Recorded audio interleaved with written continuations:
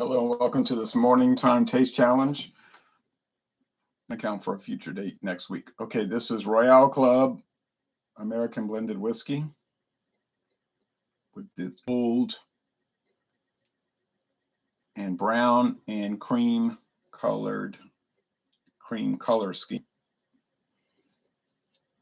reminiscent of a 1983 Buick.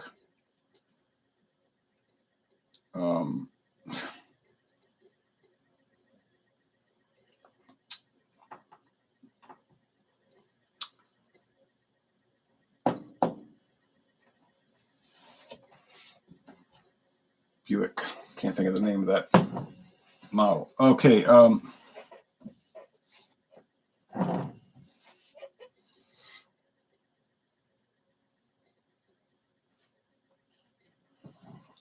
This is Bay Street blended American whiskey, crafted from a unique blend of 20% straight whiskey and 80% grain neutral spirits. Neither one of these have an age statement.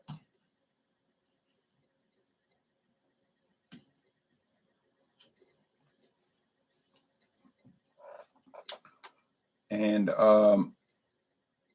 this is similar, has orange, but this one is orange, white, black, and gray. And the it's very plain.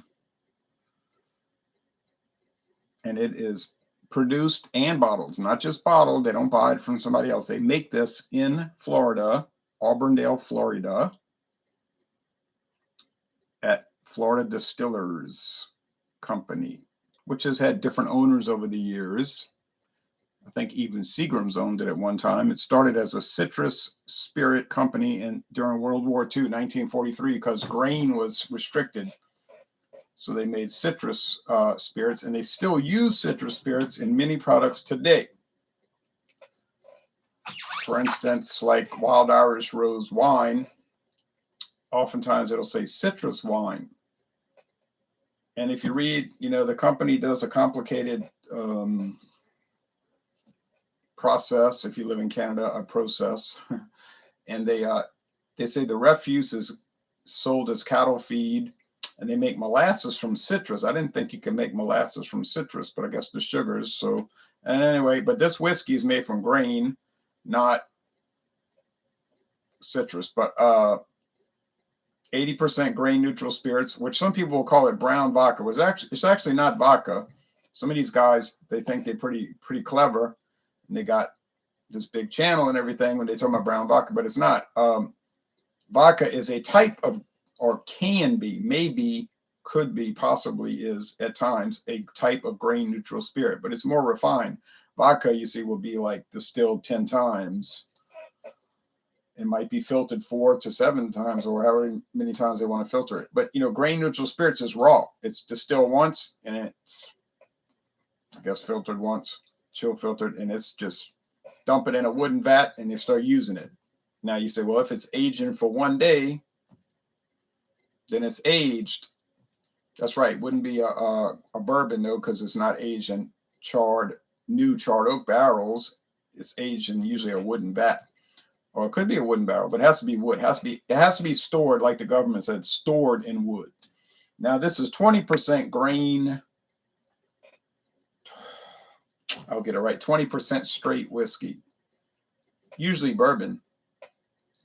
Doesn't have to be bourbon. Could be corn whiskey, straight corn whiskey, but that's not really that common. So what's the real common straight whiskey in the United States? You know what it is. Rye whiskey? No, come on, it's not rye. They could use straight rye whiskey if they wanted to.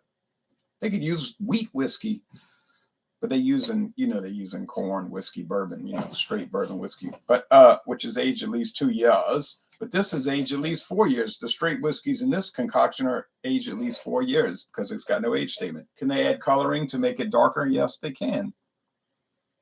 It's not really that dark, though, but it is amber, copper, whatever. $13.99 for this huge handle bottle at Total Wine and More. Now, what's the famous product from Caribbean Distillers? Not this. Club Caribe rum is pretty popular. I understand. I don't really see it around here, but I hadn't been looking for it. Capriccio wine spirits, the flavored wines, the flavored wine, not spirit, but the flavored wine, citrus wine. Capriccio, they got that at Mathern's, all on display, every type of flavor you could think of. So that's very common. It's like a wine-based spirit, citrus wine drink, flavored drink, rivaling to rival Stella Rosa. Here is a Royale Club. I don't know when it was introduced. Can't find out. I wanted to find the trademark on it, but I've realized one day, looking at the label, I realized I'm not going to find a trademark date. There is no trademark. The name is not trademarked. Royale Club is not trademarked. It is in the public domain. En grand seigneur, the grand symbol, the grand signal. There's nothing here that says it's trademarked. And they always put that on products to let you know, don't try to use our name or symbol or you're going to get in trouble. I find it strange that Sazerac would do that, but it's their business. Maybe they don't care if somebody steals the name, but and probably they figure nobody would try, and they probably won't. It's got this textured neck, but doesn't this look like something that came out in 1947?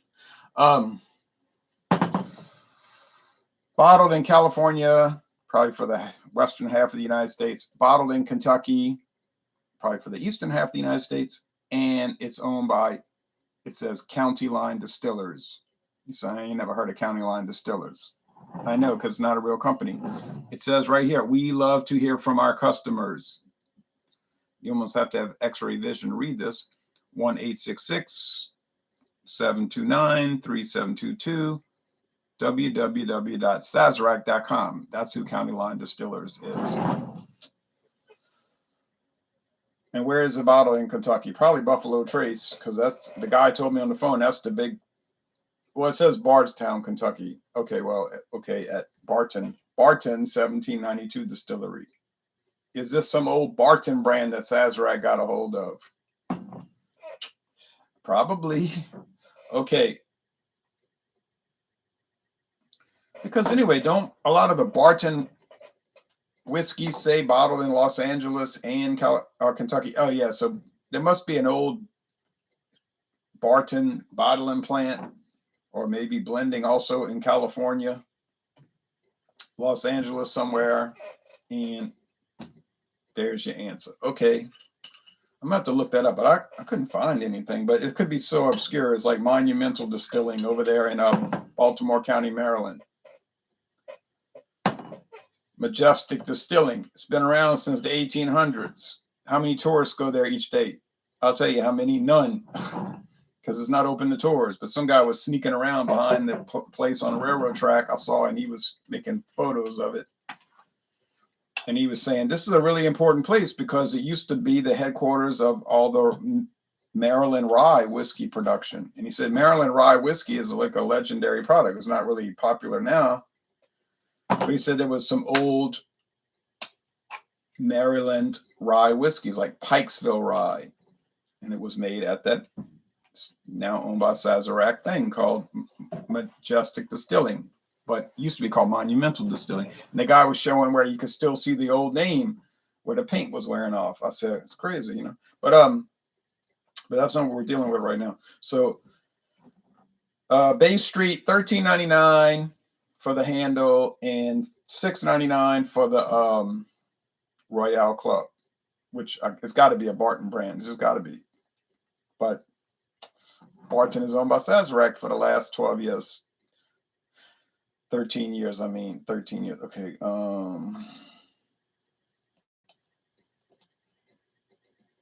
Let's see. $13.99 divided by 1750 times 750. $5.99. $6. $5.99 rounds off to $6. So it's actually $1 cheaper than the Royale Club. The Royale Club is $6.99 a bottle in Texarkana, Arkansas. I've never seen it in Louisiana. I bought it twice. 200 milliliter thick bottle, you know, little vest pocket bottle. I bought that in Eagle Pass, Texas, along United States Highway 90. Then, which runs to New Orleans too, and Jacksonville, Florida, by the way. And then I bought it on United States Highway 71 northbound in Texarkana, Arkansas, which is across the street from Texas in 2022. I can get Bay Street here. Well, not here, but here in the state. I'd have to go to Metairie, Louisiana, at Total Wine and More to get Bay Street. I've seen it at some other stores around here. They sell it at Total Wine and More, but it's not a Total Wine. It's not a Total Wine and More exclusive product. No, I've seen it around. Not like I hadn't seen it around too much, but I have seen it around.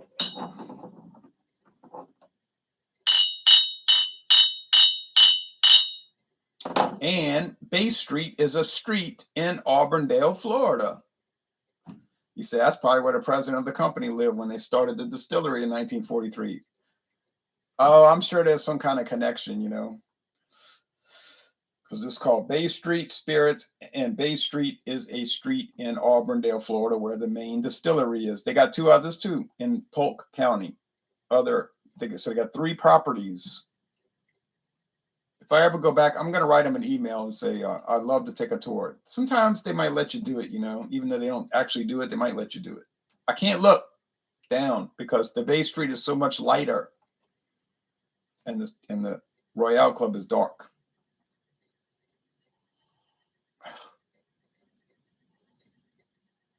So now it's going to have to make $1 worth of difference based on the per ounce thing. Per milliliter thing. Woo!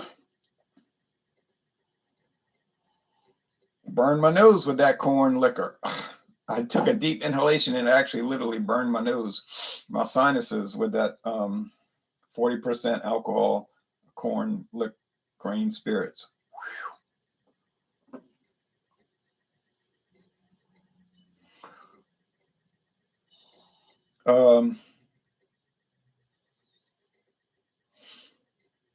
Happened again.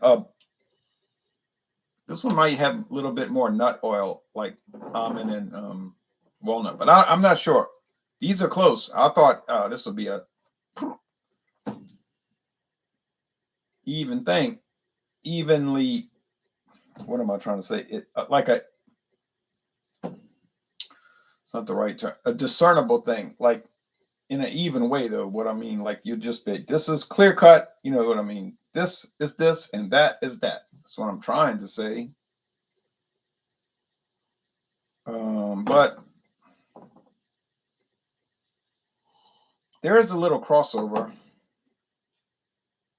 You say that's mainly the grain spirits. They both 80% grain spirits. That's the crossover. That is the crossover, obviously.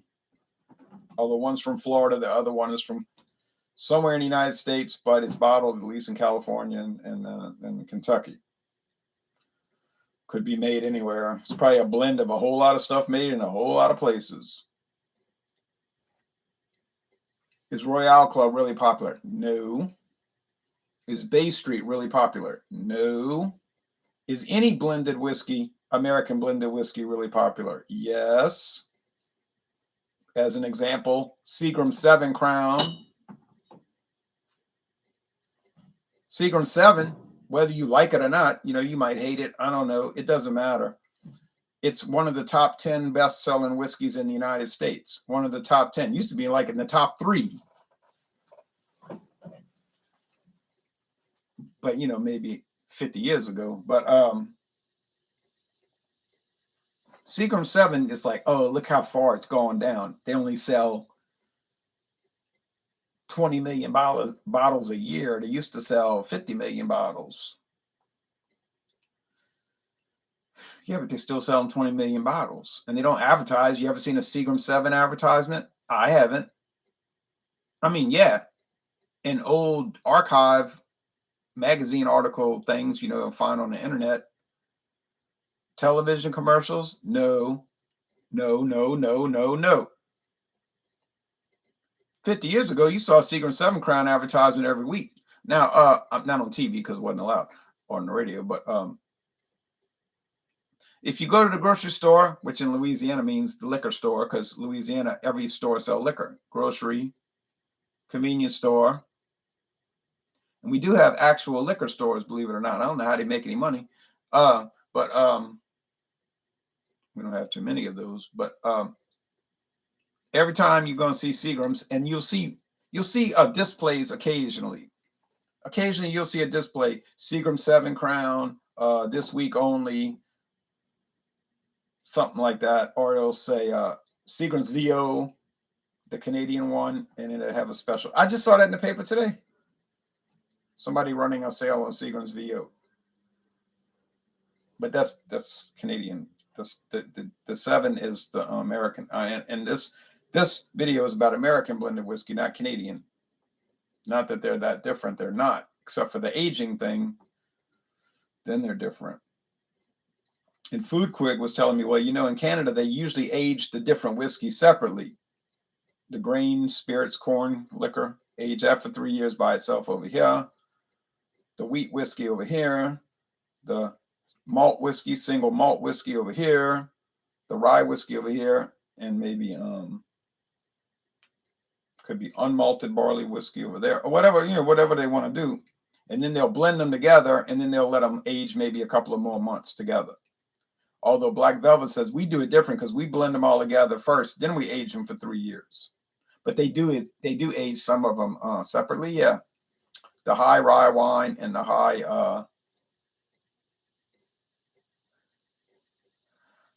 the high corn wine. They said high rye and high corn. And then they blend it. Then they bring it down to 80 proof with water, and they blend it with the grain neutral spirits. Then they age it all together for 3 years. So there's different ways to do that. You see, they're not all bound to this strict protocol. There are protocols, of course, that they must follow, but they're not that strict. If you have a creative mindset, it would be easy to get around it. Not to get around it. That's the wrong thing to say. To work within the parameters in a very creative way, in even a dynamic way, if you want to use that term. All right, tasting.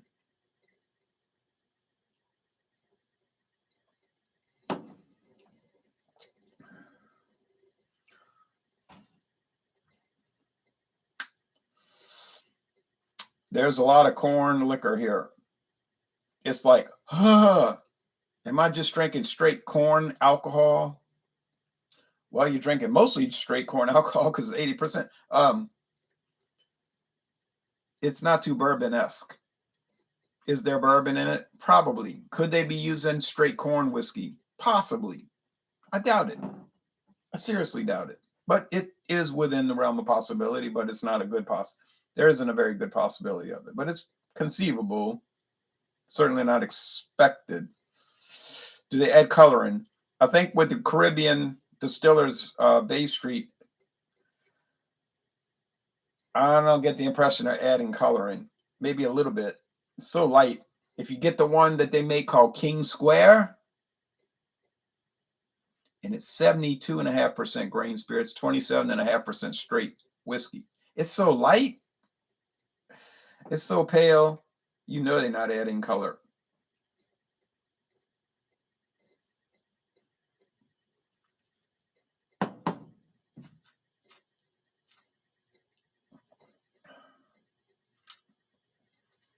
Yeah. That's the Sazerac. That's the Sazerac one. The Barton one, but it is owned by Sazerac. Because it's got the nut oil, the walnut oil, the pecan oil. Do they use walnut oil and pecan oil? In reality, probably not. It's got a vanilla cream thing. I'm not gonna say Bay Street is so good, like, oh, it's so good. It is unique. It's so good.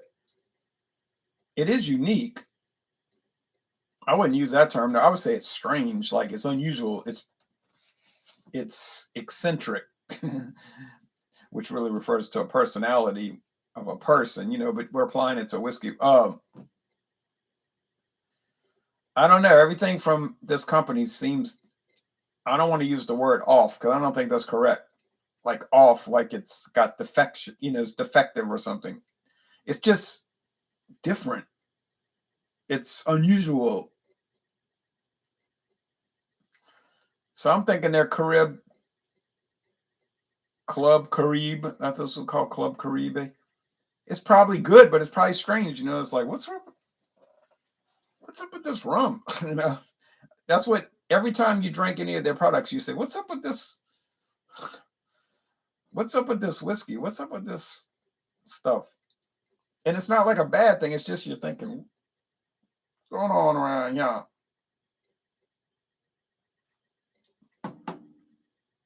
But with the Sazerac brands, it'd be like the same old thing, I don't mean that in a bad way. Now, but to get down to it, though, really, we're not talking about any kind of great difference. Even with Caribbean Distillers' sort of idiosyncratic approach, it's just a little different. The main thing is the corn spirits. Once again, not vodka. Vodka can be a type of grain neutral spirits. It is not the same thing. I can prove that if you want to get embarrassed on the internet, if you want to jump up to get beat down, come on and let's do it. But I wouldn't advise that because it's going to be up there and everybody be watching it and say, why he said that? Look, it was embarrassing. He was so arrogant and he got schooled. And you have to remember, vodka can be grape vodka. What's that? Grain neutral spirits? Grape is not a grain. You thought grape for a grain? You think potatoes is a grain? No. So don't say things that sound silly and make it sound like you know what you're talking about. And you say, well, you made mistakes before. You look silly in the past. I certainly have. It ain't the last time either. It'll happen again, I'm sure. Difference being, I'll say, you're right. You got me. I was wrong. I didn't know what I was talking about. I feel silly. I'm embarrassed. What some of the other ones, you'd be blocked. You'll never be able to make another comment. So you'd be like you never existed. And you didn't come at them hard. You didn't say, some people deserve to get blocked because they come out like, you're so stupid, Well, yeah, maybe you could learn how to speak to people. You don't approach people. When you start the sentence off with you, Y-O-U, that's always like, trouble's coming. You say something like, use some tact or some kind of like conversational ability. Like say, for instance, hey, I was watching your video. It was pretty interesting. I have a question. I'm a little confused because you said vodka, and then you go on with that. Now, if they're really paranoid and trying to really market themselves as some kind of like, oh, we are an important marketing school, we can't be tolerating any kind of criticism, then you get blocked and then you know that the people are phony. But if you ask in a legitimate question and the person's a legitimate channel, they're going to say, oh, really? I thought I was right. Ooh, I feel funny. I was wrong, and then you can move on and then grow. Like people say, you need to grow, and then you can grow from that and learn.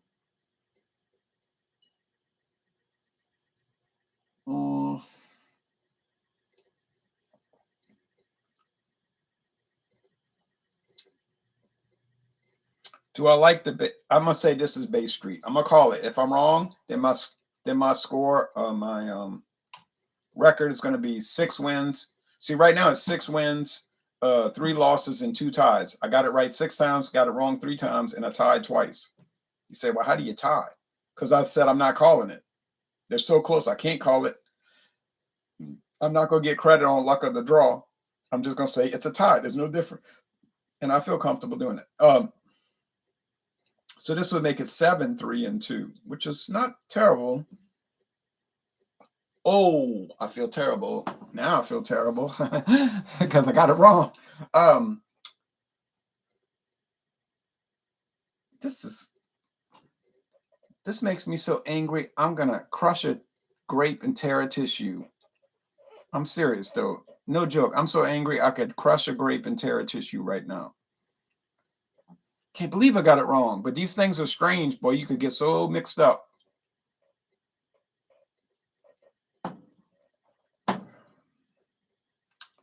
Okay.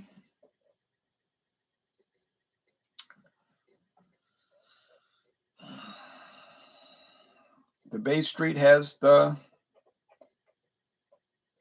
nut oil too. Walnut oil, doggone pecan oil. Well, that just blows up everything. Now I'm at 6.4 and 2. I'm not too happy about that. Craig Swinson says, "You do good work, Mr. Terrio." Oh, thank you. I'm trying. Today, I guess I didn't do good work. I mean, I did good work because in the sense that I did an honest taste challenge and I got it wrong, but that happens. And I said this from the start, mostly, not totally, not exclusively, but I said that I thought that Sazerac's, or I'm sorry, County Line Distillers, I thought their Royale Club really wasn't much of a standout. It seemed to have some unique qualities, but as we progress through this, it's not really showing that. But if I couldn't handle doing blind taste tests, I wouldn't do blind taste tests. No one made me do this. I just decided to do it. So, heck. Oh well. Boy, I really thought I was going to be 7-3 and 2. Now I'm 6-4 and 2. I've done 12 taste challenges with this product, and I got it right 6 times. That ain't too good, and it's about to get worse, I think. And I'm going to tell you why. Because the last 2 challenges are Sazerac products.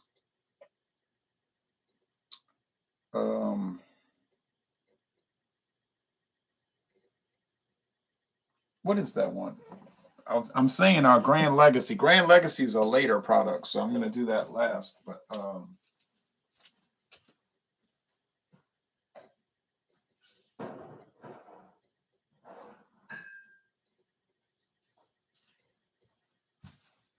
because I like to do the taste challenges in order of introduction, like in order that the company was, the product was introduced. Oh yeah, Old Thompson. Been on the market since 1904. You can find a lot of old advertisements for Old Thompson. I never had Young Thompson. The Old Thompson doesn't get out much these days, but up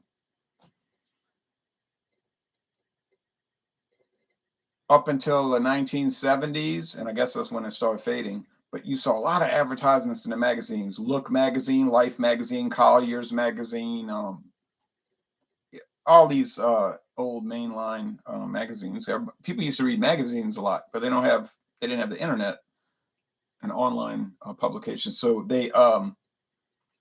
you see a lot of old ads for Old Thompson, and they're talking about naturally how wonderful it is. But it's been relegated to the back pages now.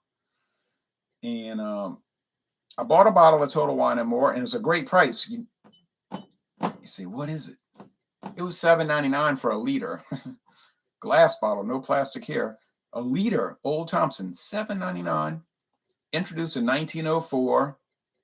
There are dozens of people around the world. I'm serious.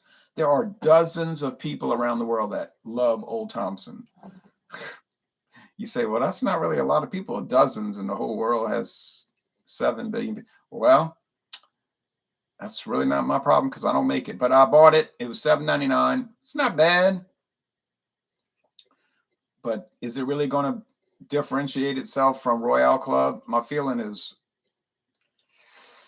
I don't think so. And then I got Grand Legacy. Now, the only thing that gives me confidence there, and I think that's only been on the market since like 2006, is that it has a little weird taste, kind of like, what kind of crazy flavoring are they putting in this whiskey? I bought it at CVS Pharmacy. It's a CVS Pharmacy only brand. It's only supposed to be sold at CVS Pharmacy. Now, that doesn't mean you won't see it somewhere else. And CVS Pharmacy must know that people are selling it because they got a tag on all the bottles now. It says, this product is for sale at CVS Pharmacy only. And then it says, if you see this product anywhere else, please call this number. I guess they give you the reward. I hope I see it somewhere else because I'm going to call that number for sure. But Grand Legacy is kind of strange. Like, what did they flavor this with? Peanut butter?